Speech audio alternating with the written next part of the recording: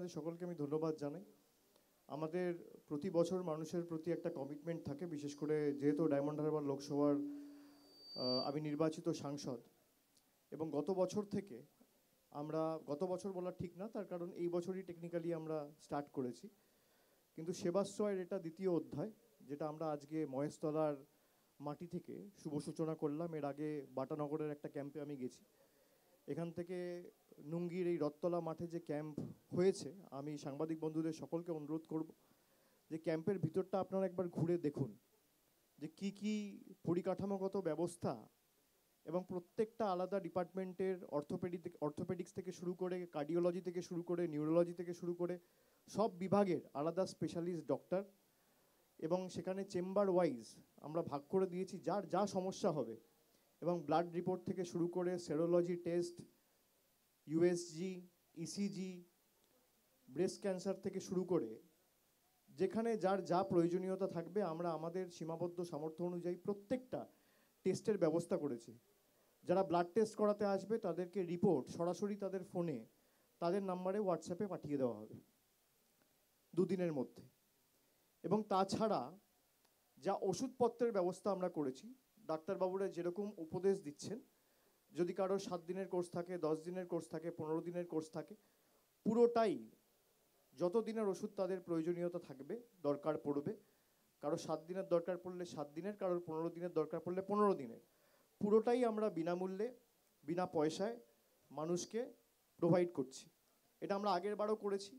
এবং গত বছর সেবাশ্রয় আপনারা জানলে খুশি হবেন, প্রায় 12 লক্ষ ডায়মন্ড হারবার লোকসভার বিস্তীর্ণ এলাকা জুড়ে, শুধুমাত্র ডায়মন্ড হারবার লোকসভা নয় বা দক্ষিণ 24 পরগনা নয়, বিভিন্ন জেলা থেকে পরবর্তীকালে যখন মানুষ জানতে পারলো এরকম একটা ক্যাম্প তৈরি হয়েছে যেখানে দুস্থ গরিব মানুষের জন্য আমরা এই ব্যবস্থা করেছি, বিনামূল্যে বিনা পয়সায় চিকিৎসা ব্যবস্থা, রাজ্যের বিভিন্ন প্রান্ত থেকে লোকেরা এসছিল। এবং আমি অত্যন্ত খুশি এবং সর্বশক্তিমানের কাছে কৃতজ্ঞ যে আমি কাউকে খালি হাতে ফিরতে দিইনি। প্রায় 12 লক্ষ মানুষকে আমরা বিনামূল্যে চিকিৎসা এবং তাদের ওষুধপত্রের ব্যবস্থা আমরা করেছি। প্রায় 2000-2500-এর উপর ছানি অপারেশন করেছি। 7000-এর কাছাকাছি আলাদা রেফারেল কেস ছিল, যেগুলো বিভিন্ন হাসপাতালে, এসএসকেএম, বাঙ্গুর, এদিকে ডায়মন্ড হারবার মেডিকেল কলেজ, ওদিকে Garden Reach super speciality hospital সহ একাধিক জায়গায় আমরা প্রায় 7000 রেফারেল কেস, এগুলো অত্যন্ত সফলভাবে অ্যাড্রেস করেছি। টাইম টু টাইম যোগাযোগে ছিলাম পরিবারগুলোর সাথে, তাদের যাতে কোনো রকম অসুবিধা না হয়।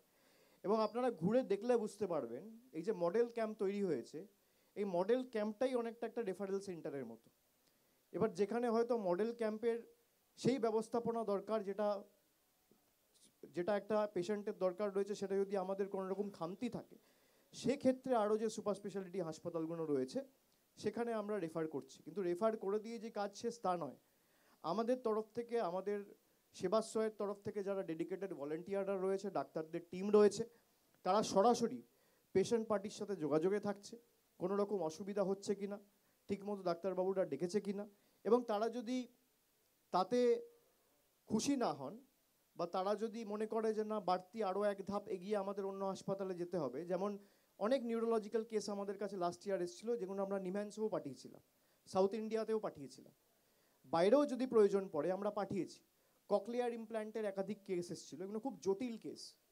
তো যেখান থেকে এসছে আমরা চেষ্টা করেছি, যেমন আলতাফ হোসেন ঘোড়ামি বলে একটা 9 বছরের বাচ্চার হার্টে একটা ফুটো ছিল, আমরা এই বজবজে জিমসে ভর্তি করিয়ে তার অপারেশন করিয়ে একদম তাকে ঠিক করে তার আলাদা 2 মাস থাকার ব্যবস্থা করে এখানে, যাতে কোনো ইনফেকশন পরবর্তীকালে অস্ত্রোপচারের পরে না হয়, তাকে আমরা বাড়ি পাঠিয়েছি।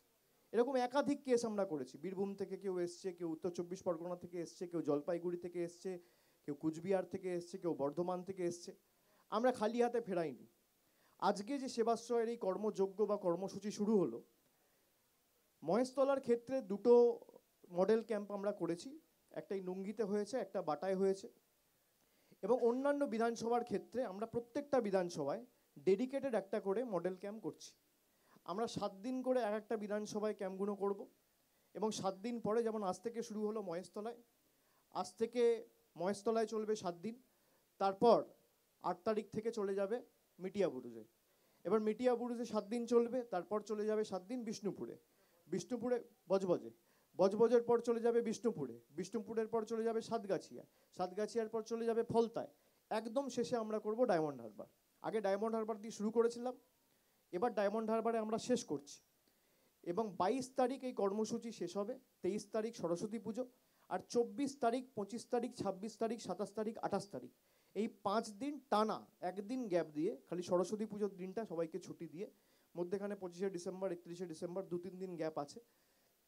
এছাড়া টানা 2 মাসে কর্মসূচি চলবে। এবং যে 5 দিন আমি বললাম, 24, 25, 26, 27, 28, প্রত্যেকটা মডেল ক্যাম্প অ্যাক্টিভ থাকবে। অনেক সময় অনেক রুগীরা আসে যাদের আবার 10 দিন, 15 দিন, 20 দিন পরে বা 1 মাস পরে ডাক্তারবাবুদের কাছে আরেকবার দেখাতে হতে পারে। ডাক্তারবাবুরা তাদের উপদেশ দেয় বা পরামর্শ দেয় যে ফলো আপের জন্য আপনারা 1 মাস পর আবার আসবেন, যে ওষুধগুলো দিয়েছে তাতে ব্যথা কমেছে কিনা, কোনো যদি সমস্যা থাকে সেগুলো সমাধান হয়েছে কিনা, মিটেছে কিনা। তো ফলো আপ ক্যাম্প হিসেবে আমাদের এই 5 দিন 7টা বিধানসভায় 5 দিন ধরেই ক্যাম্প চলবে এবং 28শে জানুয়ারি অবধি এই কর্মসূচি চলবে। এবং আমি যেগুলো বললাম যে বেসিক যে আমরা সেটআপটা রেখেছি, আপনারা যদি গিয়ে দেখেন সেখানে পোর্টেবল এক্সরে থেকে শুরু করে, সেরোলজি টেস্ট থেকে শুরু করে, ইসিজি থেকে শুরু করে, ডেঙ্গুর যে টেস্ট প্রক্রিয়া থেকে শুরু করে, এগুলো অন্য ক্যাম্পেও রয়েছে। কিন্তু মডেল ক্যাম্পে ডেডিকেটেড 10-12 জন স্পেশালিস্ট ডাক্তার আমরা রেখেছি, যেখানে যার যা সমস্যা হবে। আই চেক আপের ব্যবস্থা রয়েছে। আগের বার সেবাশ্রয় যাদের পাওয়ারের সমস্যা ছিল, যে চোখে দেখতে অসুবিধা হয়, চশমার প্রয়োজনীয়তা রয়েছে, আমরা এরকম প্রায় 40,000 লোককে, 40,000 আমরা বিনামূল্যে, বিনা পয়সায় চশমা তৈরি করে দিয়েছি। এবং তাদের একজনকেও চশমাটা নিতে আসতে ক্যাম্পে হয়নি, আমাদের প্রতিনিধিরা গিয়ে তাদের বাড়িতে পৌঁছে দিয়েছে সেই চশমা। এটাই ডায়মন্ড হারবার মডেল, যে আমরা আমাদের সীমাবদ্ধ সামর্থ্য অনুযায়ী যখন বোধ করেছি যে কারোর কোনো প্রয়োজনীয়তা রয়েছে, এটাই তো একটা জনপ্রতিনিধির কাজ। সুতরাং আমি চেষ্টা করেছি, যেভাবে মানুষ আমাকে ভালোবাসার ঋণে ডায়মন্ড হারবারের মাটিতে আবদ্ধ করেছেন, আমি এই মাটির কাছে চিরকৃতজ্ঞ। এবং আমি এটা বারবার বলি যে আমার জন্মভূমি কালীঘাট, দক্ষিণ কলকাতা হতে পারে, কিন্তু আমার কর্মভূমি এই ডায়মন্ড হারবারের মাটি। ঈশ্বর যদি মৃত্যুর পরে কোনোভাবে বিলীন না করে দেয়, তাহলে বারবার আমি মাটিতেই ফেরত আসার কথা ভাববো এবং ঈশ্বরের কাছে প্রার্থনা করব। আমি এই মাটির কাছে চিরকৃতজ্ঞ। তাই আমরা আমাদের সামর্থ্য অনুযায়ী যতটুকু পেরেছি করেছি। আপনাদের সাংবাদিক বন্ধুদের অনুরোধ করব যে আপনারা ভিতরে গিয়ে একবার মডেল ক্যাম্পটা দেখুন। সেখানে বিশেষ করে এক্সরে সেকশনটা এবার আমরা পুরো আলাদা করে দিয়েছি, রেডিয়েশনের যাতে কোনো রকম কোনো সমস্যা না হয়। ওয়েটিং এরিয়া আলাদা করা হয়েছে, রেজিস্ট্রেশনের ব্যবস্থা রয়েছে, কারোর কোনো রকম সহায়তা থাকলে একটা হেল্প ডেস্ক করা হয়েছে, আলাদা ফার্মাসি করা হয়েছে, আলাদা আলাদা ডিপার্টমেন্ট করা হয়েছে। এবং সেখানে ইএনটি থেকে শুরু করে, ডেন্টিস্ট থেকে শুরু করে, কার্ডিওলজি থেকে শুরু করে, যার যা প্রয়োজনীয়তা রয়েছে সব আমরা আমাদের যতটুকু সামর্থ্য রয়েছে আমরা চেষ্টা করছি। আগের বার আমরা প্রথম শুরু করেছিলাম, আমরা অনেক কিছু এই 60 দিন 70 দিনে শিখেছি। প্রায় 2.5 মাস ক্যাম্প চলেছিল, 2 জানুয়ারিতে শুরু হয়েছিল এবং প্রায় 2.5 মাস ধরে এই ক্যাম্প চলেছিল। 75 দিনে আমরাও কাজ করতে করতে শিখেছি এবং সেই শিক্ষা থেকে আমরা শিক্ষা নিয়ে, সেই কাজ থেকে আমরা শিক্ষা নিয়ে আমরা যতটুকু পেরেছি এবার সেই সংশোধনগুলো করে যাতে 100% ফুল প্রুফ করে মানুষকে পরিষেবাটা দেওয়া যায় আমরা চেষ্টা করেছি। ঠিক আছে, একটা মাইক দিয়ে দাও। আচ্ছা, একে একে প্লিজ, একে একে।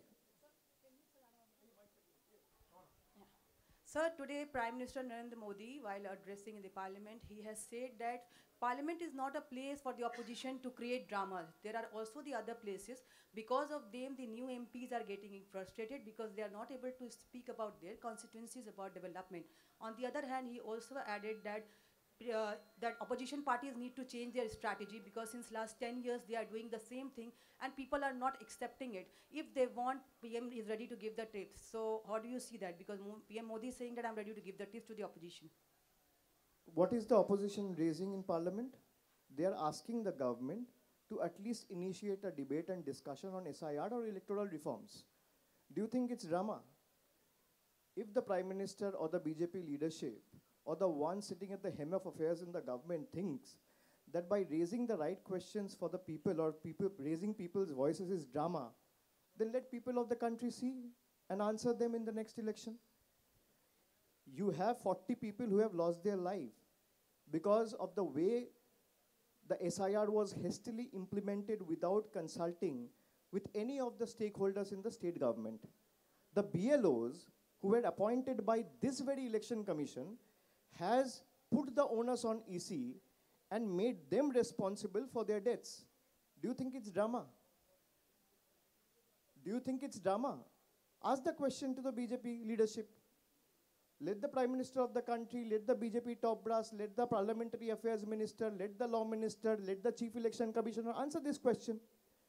40 people have lost their life. Where is the accountability of the government? People have no problem in standing in queue and filling forms, but where is the accountability? People filled forms before. People stood in the queue 10 years back when demonetization was announced, hoping that black money will be eradicated from the country. 10 years later, the volume of black money has further increased. Isn't the government accountable? Where is the accountability? Terrorists are coming from borders which are supposed to be protected by the union government. Where is the accountability? Blasts are happening in the national capital. Where is the accountability? 40 people have died because of unplanned SIR. Where is the accountability? They want to enjoy accountability without answering to the people. It's a deadly lethal combination. Opposition's duty and responsibility is to ensure that the government of the day operates and works remaining within the ambit of law and the legal framework. Government is not doing that. And if they think just by winning a couple of state elections, we are not answerable to the people, if people have the right and people have the might to reinstate you in a state or to give you an opportunity to serve the people of the state, they also have the might and mandate to remove you from the very state they have given you the responsibility to work for. Keep that in mind. So with all humility and grace, we have no problem. We want the parliament to function. But let me make it very clear, why is the government on the back foot even after winning elections and doesn't want to discuss on SIR or electoral reforms? What is stopping them? What is stopping the government? अगर 40 लोग की मौत हुआ है, इसमें अगर चर्चा चाह रहा है ऑपोजिशन पार्टीज, आपको लगता है ये ड्रामा है? पहलगाम पे अगर चर्चा चाह रहा है, ये ड्रामा है? दिल्ली ब्लास्ट पे अगर कोई चर्चा चाह रहा है, ये ड्रामा है? बंगाल के जितने भी फंड्स आप रोक के रखे हो, मनरेगा से लेके जल जीवन मिशन, आवास, रास्ता, 2 लाख करोड़ का ड्यू है गवर्नमेंट का. 2 लाख करोड़, 1,94,000 करोड़. ये फिगर नोट कर लीजिए. ये ड्रामा है? ये हक का पैसा है? किसी का मामा का पैसा है क्या? तो लोग डिस्कशन नहीं मांगेंगे तो कौन मांगेगा? मैं इस मिट्टी से चुना हुआ एक सांसद हूं. मेरा जिम्मेदारी नहीं है मेरा लोगों को जवाब देने का कि 5 साल में मैंने क्या किया, मैंने क्या उठाया? अगर 40 लोग मारे गए हैं बीजेपी के कारण, चीफ इलेक्शन कमिश्नर के कारण, इलेक्शन कमिश्नर के कारण, तो जवाब नहीं देगा पार्लियामेंट को? हम लोग पहले से कह रहे थे कि 2 महीना में SIR नहीं हो सकता. कल आपने देखा होगा फिर से 7 दिन बढ़ा दिया गया. भाई ये क्या दर्शाता है? ये क्या दर्शाता है? जो तृणमूल कह रहा था या ऑपोजिशन के लोग कह रहे थे वही आप कर रहे हो. भाई किस चीज का ईगो? आप 6 महीना लगा के करिए, कोई दिक्कत नहीं है. आप 1 साल लगा के करिए, कोई दिक्कत नहीं है. हम SIR के खिलाफ नहीं है, लेकिन don't twist and tweak my statement. The way SIR is being implemented, we are against that method and mechanism. कि BLOs को आप लगा रहे हो, उनके पास कोई ट्रेनिंग नहीं है.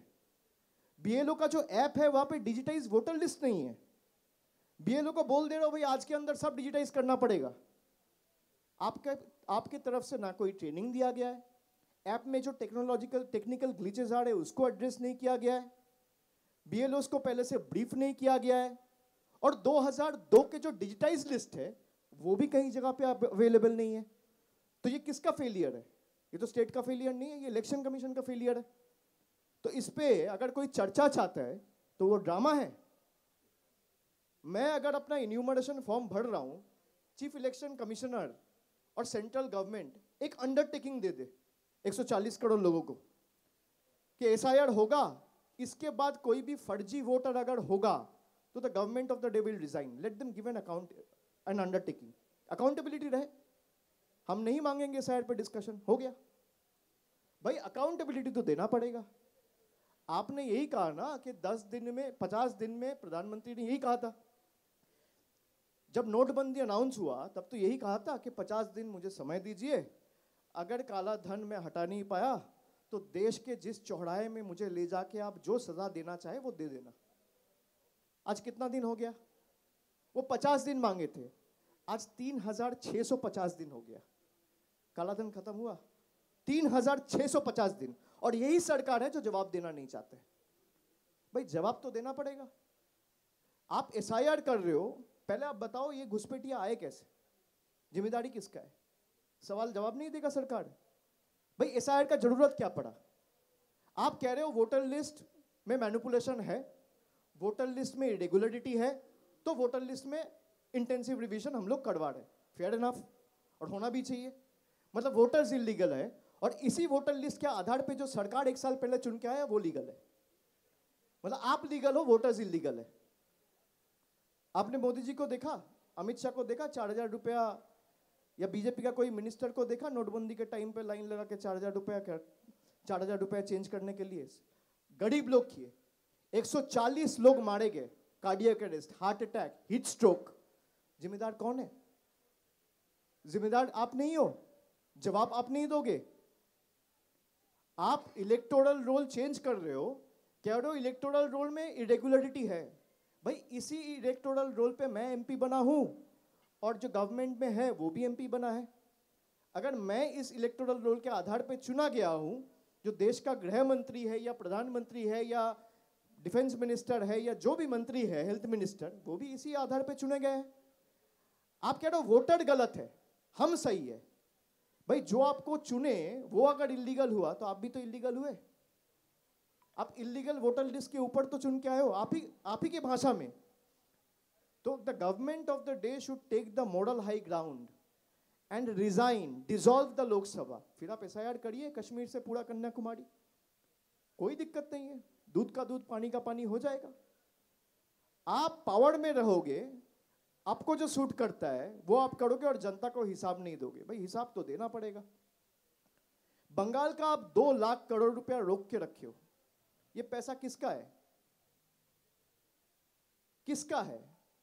किसी का चाचा का है, ताऊ का है, मामा का है, किसका है? ये जनता का पैसा है. तो अब जनता को दोगे नहीं. बंगाल के ऊपर जो आपका एट्रोसिटी हुआ है, बंगालीज को सिलेक्टिवली आप चुन के जैसे प्रोसिक्यूट किए हो, बंगालीज को बांग्लादेशी बोल के आप बांग्लादेश भेज दिए हो. Even after high courts order you have not brought them back. High court ने बोला है मनरेगा का काम चालू करो, ये केंद्र की सरकार अभी तक चालू नहीं किया है. हाई कोर्ट का ऑर्डर को वायलेट कर रहा है. और हम लोग डिस्कशन चाहते हैं तो बोलते हो ड्रामा है. भाई ड्रामा कौन कर रहा है? देश का जनता देख रहा है. जिसके पास जवाब नहीं है वो डिस्कशन अवॉइड कर रहा है. आप एसआईआर पे चर्चा कीजिए. बंगाल पे जितना भी डेप्रिवेशन हुआ है, 2 लाख करोड़ का ड्यू आप रोक के रखे हो, आप चर्चा करो. भाई आप जीत रहे हो तो आपको तो जनता में फेस करने का कोई दिक्कत नहीं है. मान लीजिए अभी भाई एक डेटा आया 2 दिन पहले कि जीडीपी फिर से बढ़ गया और इस क्वार्टरली रिजल्ट में जीडीपी और अच्छा हो गया, 8 पॉइंट समथिंग हो गया है. भाई 4 आदमी से जाके पूछिए 10 साल में इनका जीवन में किसी का भी, आप जो बैठे हुए हैं 10 साल छोड़ दो, लास्ट 1 साल में ऐसा क्या हो गया? भाई अकाउंटेबिलिटी देना पड़ेगा ना पार्लियामेंट को कि किस आधार पे आप ये कैलकुलेशंस बना रहे हो.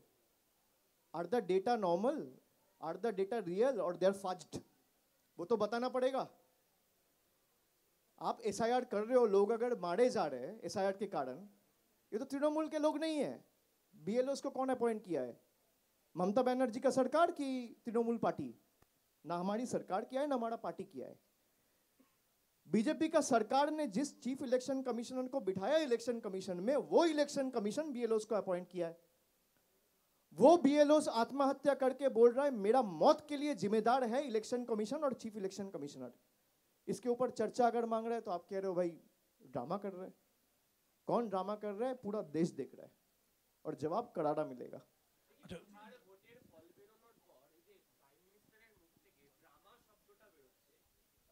বিরোধীদেরকে উদ্দেশ্য কোথাও গিয়ে ঔদ্ধত্য প্রকাশ পাচ্ছে? সেটা তো মানুষ বলবে, সেটা সময় বলবে। কিন্তু আমি যদি সরকারের দায়িত্বে থাকি বা প্রধান হই বা কোনো রকম কোনো সরকারের কোনো ইম্পর্টেন্ট গুরুত্বপূর্ণ জায়গায় থাকি বা শাসক দলের নেতা হই, আমি ডিসকাশন এড়িয়ে যাব কেন? আমার যখন কিছু বলার থাকবে না, আমার কাছে যখন প্রশ্নের উত্তর থাকবে না, তখন আমি এড়িয়ে যাব। তা আজকে এই যে 40 জন মারা গেছে, যারা তাদের মৃত্যুর জন্য নির্বাচন কমিশনকে দায়ী করেছে, প্রধানমন্ত্রী তাদেরকে বলছে ড্রামা। মানুষের মৃত্যুকে তারা তো ড্রামা বলছে বেসিক্যালি। তা মানুষ ঠিক করুক, এদের তো কিছু যায় আসে না।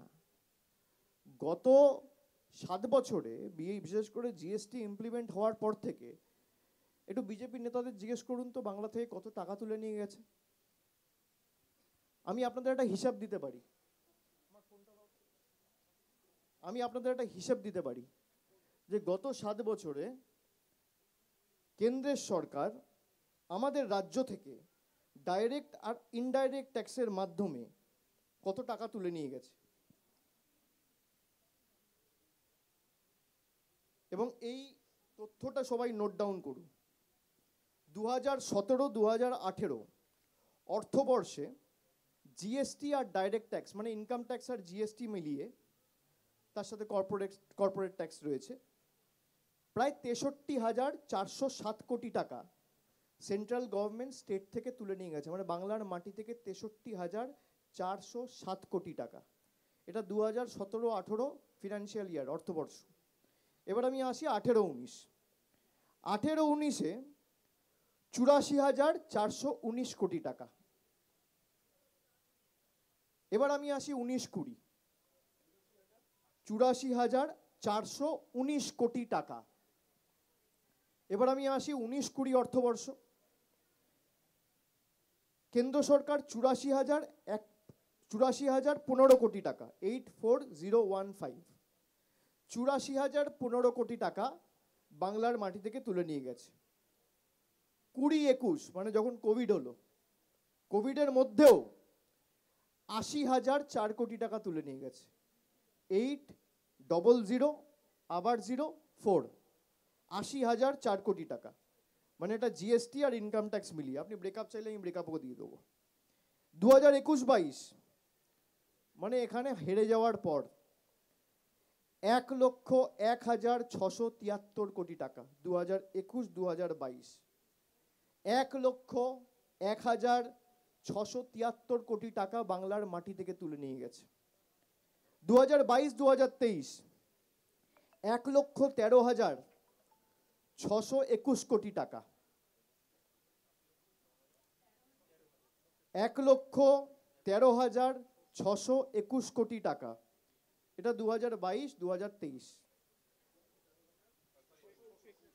2023-2024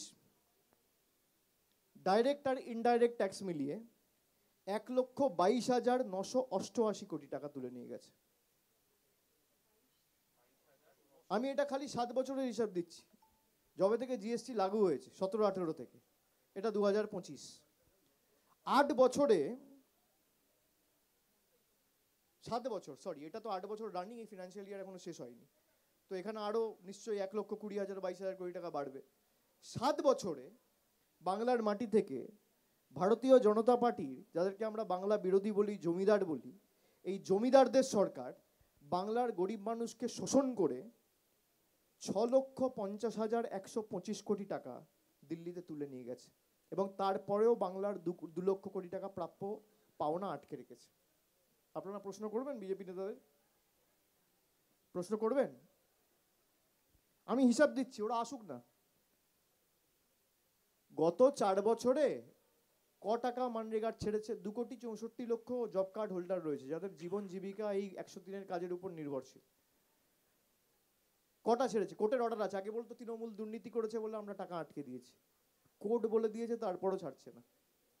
তার মানে কি আপনাদের ইন্টেনশন নেই কাজ করার? বাংলার মানুষের বিরুদ্ধে যুদ্ধ ঘোষণা করা, বাংলার মানুষকে বঞ্চিত নিপীড়িত করে রাখা, বাংলার মানুষকে অবহেলিত করে রাখা, গলা টিপে মারা, ভাতে মারা, প্রাণে মারা, এই হচ্ছে আপনাদের একমাত্র লক্ষ্য। এই কারণে আপনাদের বাংলা বিরোধী বলি। আপনি এসআইআর করছেন বাংলায়, খুব ভালো কথা, করুন। আপনি বলছেন বাংলাদেশ থেকে লোক এসছে তাই বাংলায় এসআইআর হচ্ছে, তাহলে ত্রিপুরা এসআইআর হবে না কেন? ত্রিপুরা তো বাংলার বর্ডার, ত্রিপুরা তো বাংলাদেশের বর্ডার, মেঘালয় তো বাংলাদেশের বর্ডার, মিজোরাম তো বাংলাদেশের বর্ডার। বিজেপি নেতারা বলছে 1 কোটি রোহিঙ্গা, 1 কোটি। কতদূর পড়াশোনা করেছে আমি জানি না, আর কে এদের ইনফরমেশন সাপ্লাই করে আমি তা নিয়েও ভিতরে ঢুকছি না। 1 কোটি রোহিঙ্গা।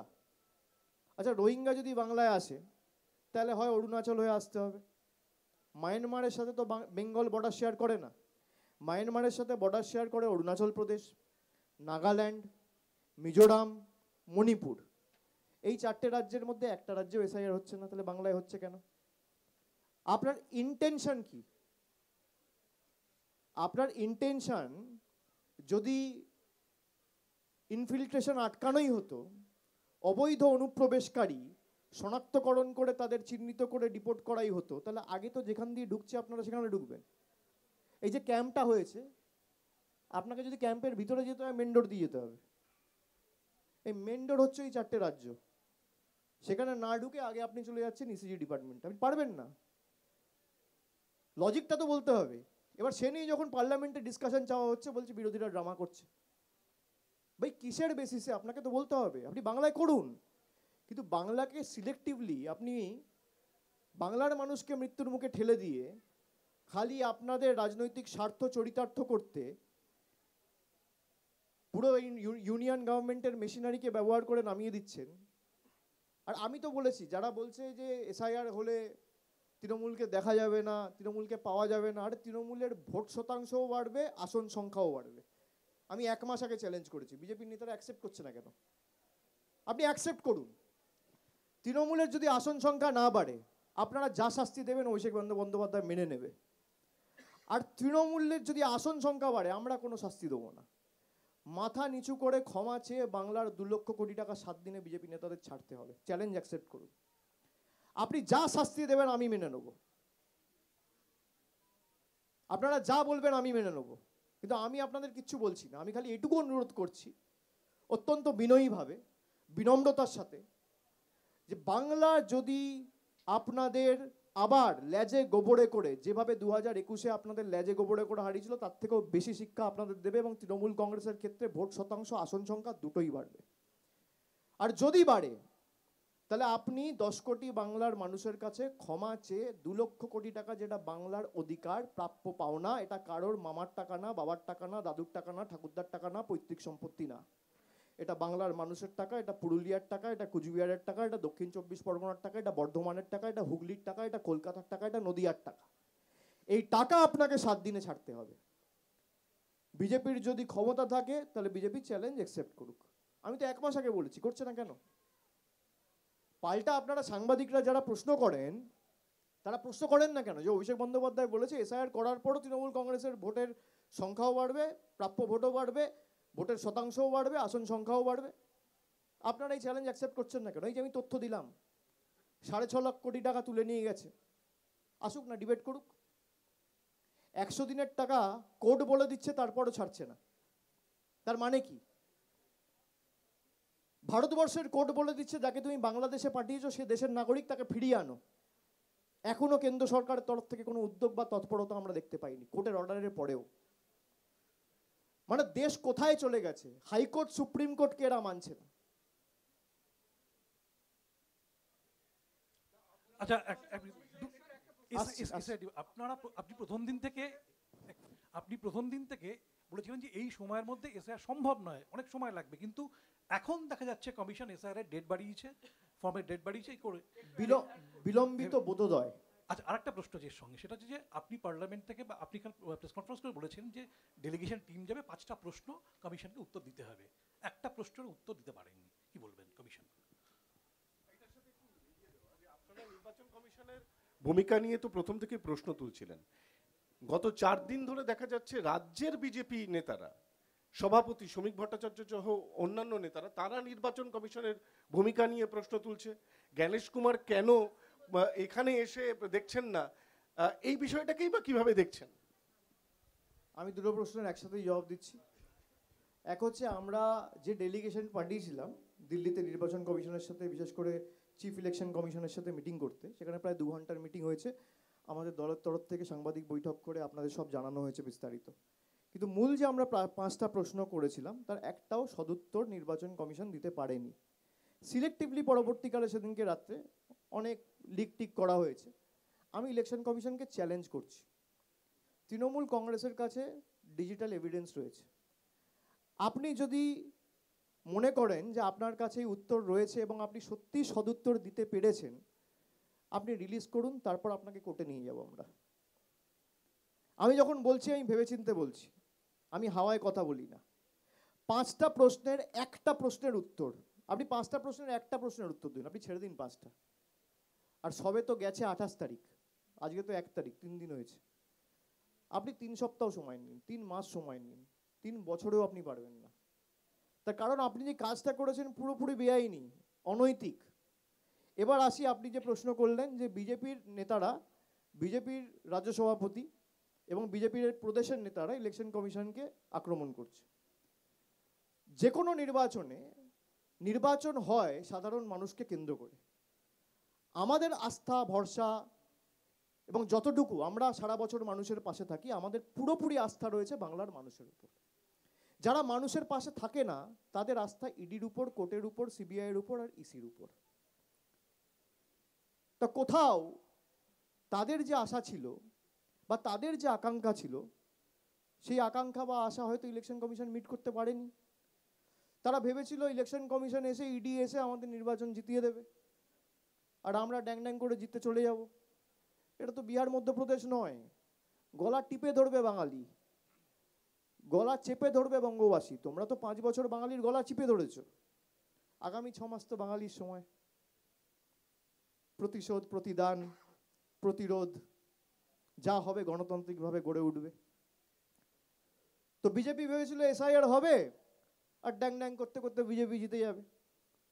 তাই যদি হয় তাহলে আমার চ্যালেঞ্জ অ্যাকসেপ্ট করুক। নির্বাচন কমিশনকে ব্রিফ করে বলা হয়েছিল যে 1 কোটি ভোট কেটে দাও। অনেকে বলছে যে বাংলায় বিএলওরা এই ভয়ের পরিবেশ কে তৈরি করেছে? এই যে একের পর এক লোক আত্মহত্যা করছে, তৃণমূল বলেছে যে 1 কোটি নাম বাদ যাবে? রাজ্য সরকারের কেউ বলেছে? মুখ্যমন্ত্রী বলেছে 1 কোটি নাম বাদ যাবে? আমরা তো বলিনি, বলেছে বিজেপি। আমার কাছে একটা ভিডিও ক্লিপ আছে, আপনাদের শোনাই। বিজেপির রাজ্য সভাপতি থেকে শুরু করে বিরোধী দলনেতা থেকে শুরু করে এই ভয়ের পরিবেশ যার কারণে মানুষ আত্মহত্যা করছে এবং 2002-এর ইলেকটোরাল লিস্টে নাম থাকার পরেও একের পর এক আত্মঘাতী হয়েছে, এই ভয়, ভীতি এবং আতঙ্কের পরিবেশ কে তৈরি করেছে? আপনি নিজের চোখে শুনুন না, এই নিজের কানে শুনুন না।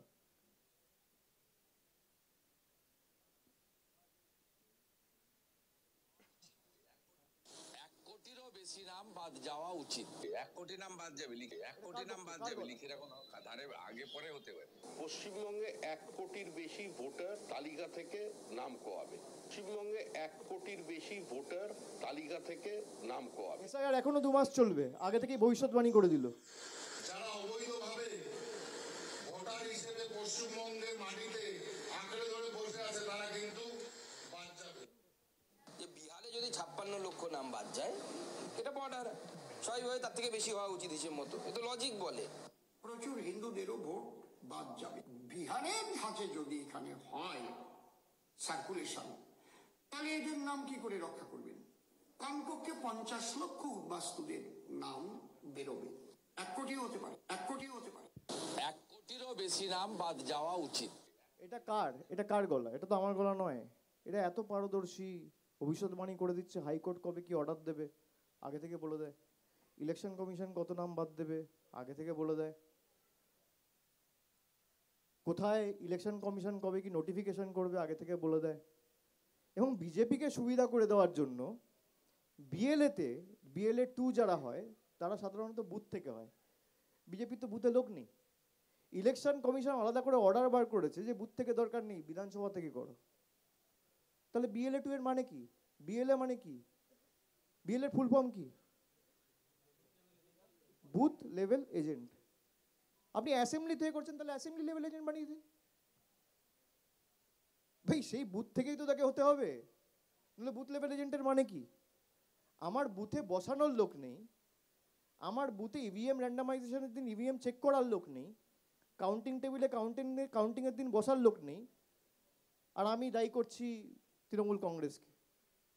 পঞ্চায়েত ভোট তো নির্বাচন কমিশন প্যারামিলিটারি ফোর্স দিয়ে করিয়েছিল হাইকোর্টের অর্ডারে। কি হয়েছিল? পরেরবার পুরসভা হবে, আবার কেন্দ্রীয় বাহিনী নিয়ে এসে ভোট করাবেন। যত কেন্দ্রীয় বাহিনী দেওয়ার দিন, ভোট তো মানুষ দেবে, কেন্দ্রীয় বাহিনী ধরে দেবে। আপনার ধমকাবেন চমকাবেন। বাংলার মানুষ বশ্যতা স্বীকার করে না। এই মাটি স্বাধীনতা আন্দোলনের ক্ষেত্রে পথ দেখিয়েছিল, বিপ্লবীদের মাটি। এই মাটি আপনাদের কাছে মাথা নত করবে না। আপনারা চান মমতা বন্দ্যোপাধ্যায় গিয়ে আপনাদের কাছে মাথা নত করুক। আমরা মাথা উঁচু করে লড়ার লোক।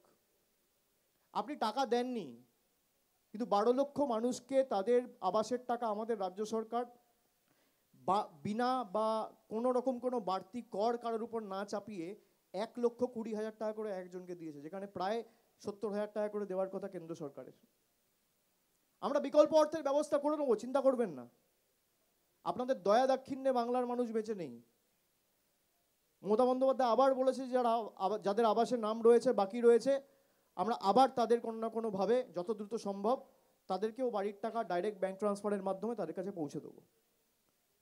এই যে আপনি 100 দিনের গরিব মানুষের টাকা আটকে রেখেছিলেন, লোকসভা নির্বাচনের আগে ফেব্রুয়ারি মাসে রেড রোড থেকে অ্যানাউন্স করে যাদের টাকা পাওনা ছিল, প্রাপ্য ছিল, আমাদের রাজ্য সরকার যেটা কেন্দ্র সরকারের দেওয়ার কথা ডাইরেক্ট ব্যাংক ট্রান্সফার করে মানুষের কাছে পৌঁছে দিয়েছিল।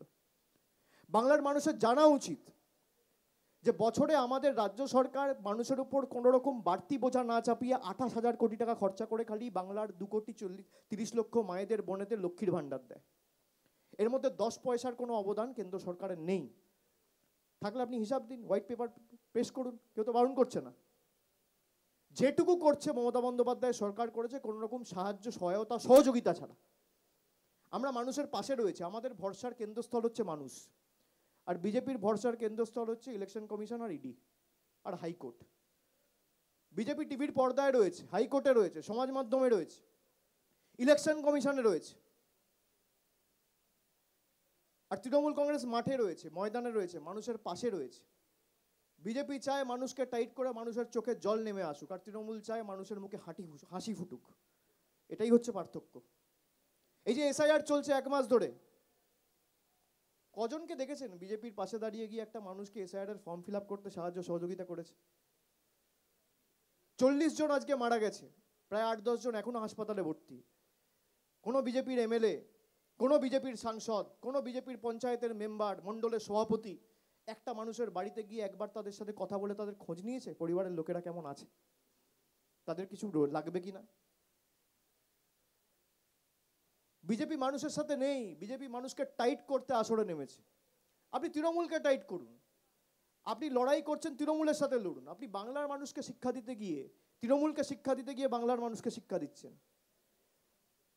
1905 সালে বঙ্গবন্ধু যেদিনকে লর্ড কার্জন এখানে বঙ্গভঙ্গ আন্দোলন করার চেষ্টা করেছিল, 6 বছর ধরে সে প্রতিরোধ করে বাধ্য হয়েছিল 1911 সালে এখান থেকে রাজধানী দিল্লিতে তুলে নিয়ে যেতে। সেই ব্রিটিশরা যেটা বাংলায় বিভাজনের রাজনীতি করে বাঙালির মেরুদণ্ডকে হেলাতে পারেনি, আপনারা তো কোন ছাড়? আপনারা কি ভাবছেন যে একটা বিভাজন তৈরি করে হিন্দু মুসলমান করে, রোহিঙ্গা বাংলাদেশি করে? আরে রোহিঙ্গা যদি বাংলায় ঢোকে আর বাংলাদেশি যদি বাংলায় ঢোকে, অমিত শাহের ইস্তফা দেওয়া উচিত। কি কারণে ঢুকেছে? আজকে এখানে যদি কোনো একটা সিকিউরিটি ল্যাপস হয়, আপনি কি করবেন? যদি এখানে সিকিউরিটি ল্যাপস হয় আপনারা কি করবেন? আগে পুলিশকে প্রশ্ন করবেন না হাসপাতালের ডাক্তারকে জিজ্ঞেস করবেন? তাহলে আগে ঢুকলো কি করে? ঢুকলো কি করে সেটা তো জবাব দিতে হবে। কে ঢোকালো, কেন ঢুকলো? বর্ডার তো তৃণমূল পাহারা দেয় না। আর অনেক মডিফিকেশন করেছে, অনেক নোটিফিকেশন বার করেছে। যেখানে 5 কিলোমিটার বর্ডারের পরিধি ছিল সেখানে কোথাও 50 কিলোমিটার করেছে, কোথাও 80 কিলোমিটার করেছে রেড করার জন্য। তারপরেও কি করে অনুপ্রবেশকারী বাংলায় ঢুকছে? আপনি ছেড়ে দিন বাংলার কথা, জম্মু কাশ্মীরে কি করে ঢুকছে, যেখানে রাজ্য পুলিশ আর সিআরপিএফ আর বিএসএফ সব বিজেপির হাতে। দিল্লিতে যেখানে পার্লামেন্ট রয়েছে সেখানে কি করে ঢুকে ব্লাস্ট হচ্ছে? পার্লামেন্টে যেখানে সংসদরা বসছে সেখানে কি করে সিকিউরিটি ল্যাপস হচ্ছে? জবাব দেবে না সরকার? নোটবন্দি নিয়ে নিজেদেরকে জিজ্ঞেস করুন না, যে আমরা সবাই চেয়েছিলাম কালো টাকা ধ্বংস হোক। আজকে সরকারকে বলুন খালি ডেটাটা রিলিজ করতে, যে কত কালো টাকা তারা বিদেশ থেকে ফিরিয়ে এনেছে, আর কত কালো টাকা ছিল, আর কত ধ্বংস হয়েছে।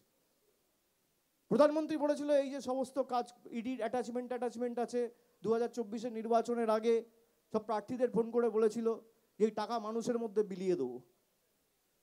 ক পয়সা মানুষের মধ্যে বিলিয়েছে? 5 বছরে কোনোদিন শুনেছেন বিজেপির একটা পার্টি অফিস ভেঙে পড়েছে? বিহারে ব্রিজ ভেঙে পড়ছে, মহারাষ্ট্রে ব্রিজ ভেঙে পড়ছে, বিজেপির একটা পার্টি অফিস তো ভাঙেনি। তার কারণ কি? মানুষের টাকা নয় ছয় করে এরা বড় বড় পার্টি অফিস তৈরি করেছে, নিজেদের পকেটে ভরেছে। পৃথিবীর সব থেকে করাপ্ট পার্টি হচ্ছে ভারতীয় জনতা পার্টি। যেদিনকে ক্ষমতা থেকে যাবে সেদিনকে প্রকাশ্যে সামনে আসবে। যে এসআইআর একজন একটাই, আমি একজনের 5টা করে প্রশ্নের উত্তর। তুমি করেছো তো? এসআইআর নিয়ে বিজেপি অনেক বড় বড় কথা বলছে বা তারা বড়াই করছে, কিন্তু নির্বাচন কমিশনের গতকালকে ডেটায় দেখা যাচ্ছে ইনুমারেশন ফর্ম ডিজিটাইজের ক্ষেত্রে উত্তরপ্রদেশ সব থেকে পিছিয়ে 69%, সেখানে পশ্চিমবঙ্গ 90% ক্রস করে গেছে। তাহলে নিজেদের রাজ্যেই বিজেপি পিছিয়ে, কি বলবেন? সেই জন্য তো বলি বাংলার সাথে অন্য কোনো রাজ্যের তুলনা হয় না। What Bengal things today, rest of India things tomorrow. সেই জন্যই তো বিজেপি বাঙালিকে কুপঘাত করতে পারছে না। ওরা প্রতিবার একটা করে ওষুধ নিয়ে আসবে, সেই ওষুধগুলো ওদেরকেই খাইয়ে দেবে বাঙালি।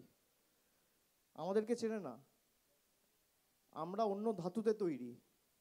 ওরা ভেবেছিল এনআরসি করে, সিএ করে, টাকা বন্ধ করে, ইডি লাগিয়ে, সিবিআই লাগিয়ে, হাইকোর্ট লাগিয়ে, জুডিশিয়ারি লাগিয়ে, মিডিয়া লাগিয়ে বাংলা দখল করবো। কর, ভোট তো মানুষ দেবে, ভোট সংবাদ মাধ্যম দেবে না, বিচার ব্যবস্থার প্রতিনিধিরা দেবে না, ইডি সিবিআইয়ের অফিসাররা দেবে না।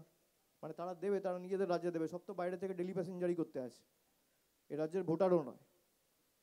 আপনারা 11 বছর ক্ষমতায়, আচ্ছা তৃণমূল তো 14 বছর ক্ষমতায় রাজ্যে, 2011 সালের ক্ষমতায় এসেছিল 13ই মে, প্রায় 14 বছর হয়ে গেছে, 14.5 বছর। আমরা তো আমাদের রিপোর্ট কার্ড তুলে ধরেছি, আগামী দিনও ধরবো। বিজেপি 11 বছর ক্ষমতায় কেন্দ্রে বাংলার জন্য কি করেছে? যে 4টে রেলের প্রকল্প উদ্বোধন করেছে সেটাও মমতা ব্যানার্জি ছিল বলে হয়েছে। মমতা বন্দ্যোপাধ্যায় রেলমন্ত্রী থাকাকালীন এই প্রকল্পগুলো শুরু করে দিয়ে এসেছিল। আপনি আসুন না, সংবাদ মাধ্যমে বিতর্কে আসুন, আমার সাথে কথা বলুন। কবে স্যাংশন হয়েছিল এগুলো? সব 2009-2010 সালের প্রজেক্ট। আচ্ছা মমতা ব্যানার্জি না থাকলে এই কলকাতায় মেট্রো হতো? মমতা বন্দ্যোপাধ্যায় না থাকলে রেলের কারখানা হতো? বিজেপির যদি এতই উদার, তাহলে গরিব মানুষের 100 দিনের টাকা হাইকোর্টের অর্ডারের পরেও আপনারা ছাড়ছেন না কেন? এই একটা প্রশ্ন একটু উত্তর দিয়ে দিক বিজেপি। হাইকোর্টের আগে বলতো তৃণমূলের লোকেরা পঞ্চায়েতে দুর্নীতি করেছে, তাই আমরা 100 দিনের টাকা আটকে রেখেছি। আমি বললাম যে ঠিক আছে, আপনাদের তর্ক যদি সত্যি ধরেও নি, সঠিক ধরেও নি, তাহলে হতে পারে 500 জন, 1000, 5000 লোক দুর্নীতি করেছে। তার জন্য আপনি 2,64,00,000 জব কার্ড হোল্ডারকে শাস্তি দেবেন? তা তো হয় না। হাইকোর্ট বলে দিয়েছে তোমাকে 100 দিনের টাকা চালু করতে হবে, তারপরও বিজেপির কেন্দ্রের সরকার টাকা চালু করেনি। তারা সুপ্রিম কোর্টে গেছে চ্যালেঞ্জ করে, সেই এসএলপিকে সুপ্রিম কোর্ট ডিসমিস করে দিয়েছে। মানে সুপ্রিম কোর্টের আদেশকেও এরা মানছে না।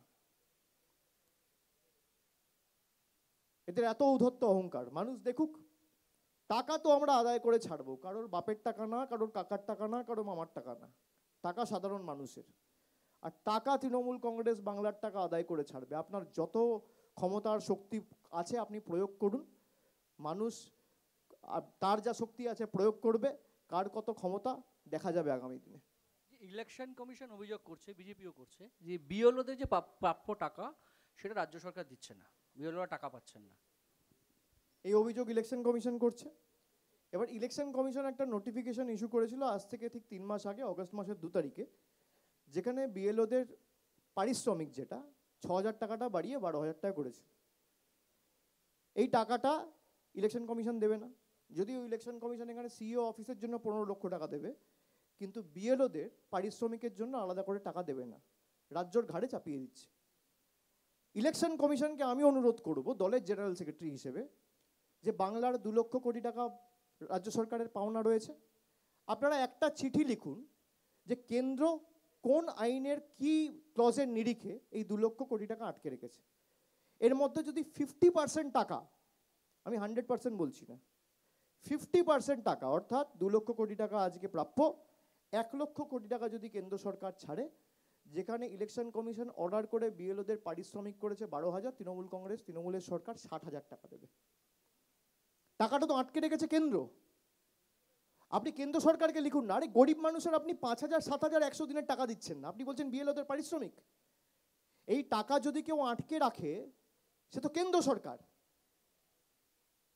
এই যে ডিএ নিয়ে মামলা হচ্ছে, জানা উচিত কি প্রতিকূলতার মধ্যে দিয়ে সরকার চলছে। এই 2 লক্ষ কোটি টাকা যেটা বাংলার পাওনা, এ তো বিজেপির নেতাদের পৈতৃক সম্পত্তি না, মানুষের টাকা। আপনি 50% টাকা ছাড়ুন, নির্বাচন কমিশন যেখানে 12,000 টাকা দেওয়ার কথা ঘোষণা করেছে, তৃণমূলের সরকার 60,000 টাকা দেবে, 60,000 প্রতি বিএলওকে। নির্বাচন কমিশনের ক্ষমতা আছে?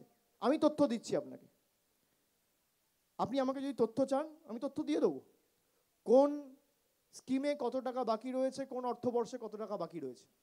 আমি মিডিয়ার সাথে শেয়ার করে দেবো, সামাজিক মাধ্যমে একটা টুইট বা ফেসবুকেও পোস্ট করে দেবো, আপনারা দেখতে পাবেন। ইলেকশন কমিশন একটা চিঠি লিখুক যে নির্বাচিত সরকার, 10-12 কোটি মানুষের রাজ্য, 7.5 কোটি ভোটার, মানুষ ভোট দিয়ে যাদেরকে নির্বাচিত করেছে তাদের কাজ করার জন্য, তাদের উন্নয়নের টাকা নরেন্দ্র মোদীর বিজেপির সরকার জোর জবরদস্তি গাজোয়ারি করে গায়ের জোরে আটকে রেখেছে, এই টাকা ছেড়ে দেওয়া হোক। খালি এই চিঠিটা লিখুক, টাকা না ছাড়লেও আমরা টাকা দেবো। আমি আরো এক ধাপ এগিয়ে বলছি, আই এম আপিং দ্য অ্যান্টে। নির্বাচন কমিশন যদি একটা চিঠি লেখে ফিনান্স মিনিস্ট্রিকে যে বাংলার 2 লক্ষ কোটি টাকা পাওনা রয়েছে, এই টাকাটা আপনারা ইমিডিয়েটলি রিলিজ করুন, তার 24 ঘন্টার মধ্যে খালি চিঠিটা লিখুক, টাকা দেবে না দেবে পরের কথা, খালি নির্বাচন কমিশন চিঠিটা লিখুক, তার 24 ঘন্টার মধ্যে প্রত্যেকটা বিএলওর অ্যাকাউন্টে টাকা ঢুকবে। নির্বাচন কমিশন লিখবে? নিরপেক্ষ হলে লিখতো, যারা বসিয়েছে তাদের বিরুদ্ধে কিভাবে লেখে। So you want the election commission to write a letter to the finance ministry? Obviously, yes. Why not? Election commission should write to the finance ministry and the Union of India, the union government, that you have withheld Bengal's rightful dues to the tune of 2 lakh crores. Release this fund now, and whatever notification election commission has released and made in the month of August, we will pay the BLO 5 times of what they promised to pay. This is my challenge before the cameras on record. Let them just write a letter. Whether that money comes to the state or doesn't come, that's a different question altogether. But even if the election commissioner take the high moral ground and decide to write the letter to the union government saying just release Bengal's rightful dues, I will ensure, our government will ensure that the money is reimbursed and sent to their account through DBT in the next 24 hours. Are they up for this challenge? Ask them. দাদা ভাই আমার প্রশ্ন, আপনি নাকি নন্দীগ্রামে শুভেন্দু বাবুর বিরুদ্ধে নির্বাচনে দাঁড়ানোর প্রস্তুতি নিচ্ছেন, না তাই জন্য বিভিন্ন সুবিধা সুকান্ত মজুমদারকে বলুন, ওটা ওনার মনের সুপ্ত বাসনা হতে পারে, কিন্তু তৃণমূলের আভ্যন্তরীণ বিষয়টা তৃণমূলের উপর ছেড়ে দিক। আমাকে দল যেভাবে যেখানে কাজে লাগাবে আমি সেখানে সেভাবে কাজ করব। আমাকে যদি বলে নন্দীগ্রামে দাঁড়াও আমি দাঁড়াবো, আমাকে যদি বলে দার্জিলিংয়ে দাঁড়াও আমি দাঁড়াবো, আমি অন রেকর্ড বলছি। আর সুকান্ত মজুমদার যদি অতই পারদর্শী হতো তাহলে 8,000 ভোটে জিততো না। সিপিএম কংগ্রেস বারবার বলে আসছে যে বিজেপি আর তৃণমূলের মধ্যে সমঝোতা আছে, ওরা এইভাবেই ওরা আন্দোলন করে যাবে যাতে ওরাও থাকে এরাও থাকে। সিপিএম খালি আর কংগ্রেস এই বক্তব্য বলে যে তৃণমূল আর বিজেপির মধ্যে সমঝোতা আছে। এগুলো আগে অনেক উত্তর দেওয়া হয়েছে, এসব বলে মানে গলা নষ্ট করা, সময় নষ্ট করা। সিপিএম কংগ্রেস কি বলছে শুনুন, এখানে যে এই যে এসআইআর এর সময় সিপিএম এর ভূমিকা কি একটু দেখুন তো, রাস্তায় নেবে কি ভূমিকা। এই যে বাংলার টাকা আপনি ছেড়ে দিন তৃণমূল, এই যে আমি সেবাশ্রয় ক্যাম্প করছি, আমি বলেছি খালি তৃণমূলের লোকেরা আসবে, এখানে সিপিএম আসুক, বিজেপি আসুক, আপনি নির্বাচনের সময় রাজনীতি করুক, বাকি 5টা বছর তো মানুষের জন্য কাজ করুক। এরা খালি মমতা বন্দ্যোপাধ্যায়কে আক্রমণ করতে গিয়ে আজকে সিপিএম এর ভোটটা কোথায় ট্রান্সফার হয়েছে, কোথায় ট্রান্সফার হয়েছে? যারা নিজের ভোট ধরে রাখতে পারে না, নিজেদের কর্মী ধরে রাখতে পারে না, নিজেদের নেতা ধরে রাখতে পারে না, তাদের কাছে তৃণমূল কংগ্রেসকে শিখতে হবে না।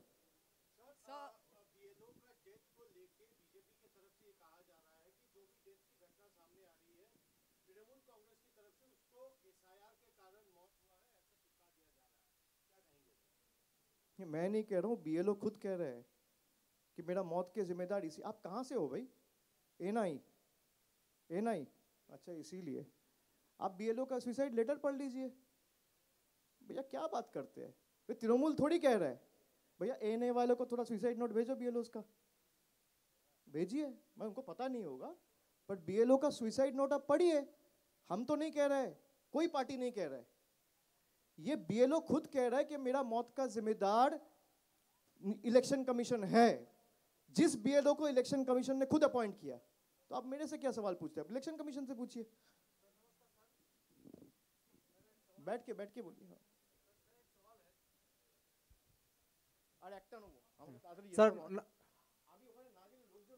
सर नमस्कार सर, मेरा एक सवाल है कि आप जो सेवाश्रय कैंप जो लगाए हैं, पिछले बार तो बहुत अपार सफलता मिला।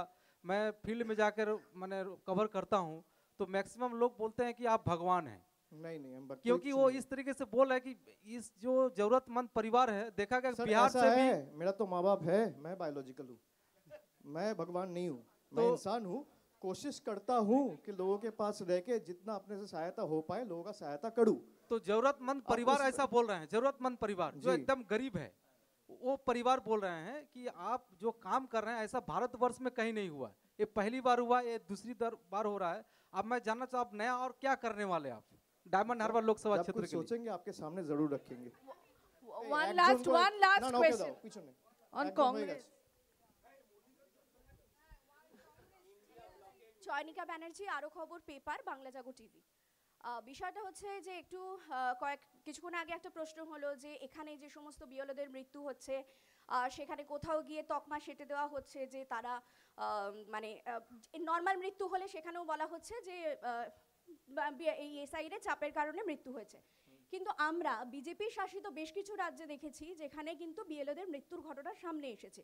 উত্তরপ্রদেশে আমরা দেখেছি ব্যাক টু ব্যাক দুটো, মধ্যপ্রদেশেও একই ঘটনা ঘটেছে। তাহলে এই রাজ্যের ক্ষেত্রে যদি কোনো একজন সাধারণ মানুষের মৃত্যুতে তকমা সেটে দেওয়া হচ্ছে যে এসআইআর কারণে হয়েছে, তাহলে সেই সমস্ত স্টেটের ক্ষেত্রে কি হচ্ছে? সেই সমস্ত রাজ্যে প্রশ্ন করার মতো বিরোধীদের সেই মেরুদণ্ডও নেই, সেই ক্ষমতাও নেই। এই প্রশ্নগুলো করা উচিত। আমি যেটা আপনাদের অ্যাড্রেস করার সময় প্রথমেই বললাম যে সরকার কারোর কাছে অ্যাকাউন্টেবল থাকতে চায় না। যে আমি একটা পলিসিগত চেঞ্জেস আনলাম, আমি নোটবন্দি করলাম বা স্পেশাল ইন্টেন্সিভ রিভিশন করলাম, যদি সেটা ঠিকমতো ইমপ্লিমেন্টেড না হয় বা পুরো এক্সারসাইজটা করার পরেও যদি কোনো ভুল ত্রুটি থাকে, তাহলে জবাবদিহিতা কার? জবাবদিহিতা তো সরকারের। সরকার জবাব দেবে না, এবং প্রশ্ন করলে আপনি দেশ বিরোধী। আপনি যত দেশ বিরোধী আমাকে আখ্যায়িত করুন, আমি প্রশ্ন করবই। আমাকে মানুষ নির্বাচিত করেছে প্রশ্ন করার জন্য। আমি ব্রাহ্মণের ছেলে, আপনার কাছ থেকে হিন্দুত্ব শিখবো না।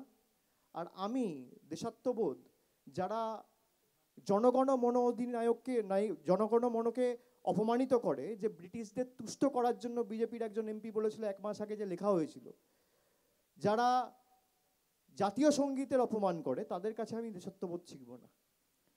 তো যেখানে হচ্ছে আমি অনুরোধ করব আপনার মাধ্যমে যে যারা বিরোধী দল রয়েছে তারাও যেন এই ইস্যুগুলোকে তোলে এবং সরকারের তরফ থেকে জবাবদিহিতা চায়। যে আপনারা এসআইআর করেছেন, অপরিকল্পিতভাবে ঘোষণা করেছেন, হঠাৎ করে আমি আজকে রাত্রির থেকে লকডাউন ঘোষণা করে দিলাম। আরে মানুষ রাস্তায়, কেউ ব্রিজের নিচে, কেউ রেল স্টেশনে, কেউ এয়ারপোর্টে। আপনি প্ল্যানিং করে করুন, আর আপনি যদি না করতে পারেন আপনাকে তো মানুষকে জবাব দিতে হবে। তো নোটবন্দিতে কোনো জবাবদিহিতা নেই, জিএসটিতে কোনো জবাবদিহিতা নেই, একের পর এক সন্ত্রাসের ঘটনা, জম্মু কাশ্মীরের মতো পহেলগামের ঘটনা, কোনো জবাবদিহিতা নেই। জিএসটির পর দৈনন্দিন জীবনের যে নিত্য প্রয়োজনীয় জিনিসের আকাশ ছোঁয়া মূল্যবৃদ্ধি, কোনো জবাবদিহিতা নেই। এসআইআরের ক্ষেত্রে একের পর এক মানুষ মারা যাচ্ছে, একের পর এক প্রাণ চলে যাচ্ছে, কোনো জবাবদিহিতা নেই। এই সরকারকে প্রশ্ন করতে হবে এবং সরকারকে জবাব দিতে হবে। তো আমি এটুকুই বলতে পারি। ঠিক আছে, থ্যাংক ইউ। হ্যাঁ, তার মানে ঠিক আছে, তার মানে এই না যে ইন্ডিয়া ব্লকে কোনো ফাটল হয়েছে, হয়তো সবাই ব্যস্ত রয়েছে সে কারণে যায়নি। We have submitted our adjournment motion, so has the Congress. Stand remains very clear.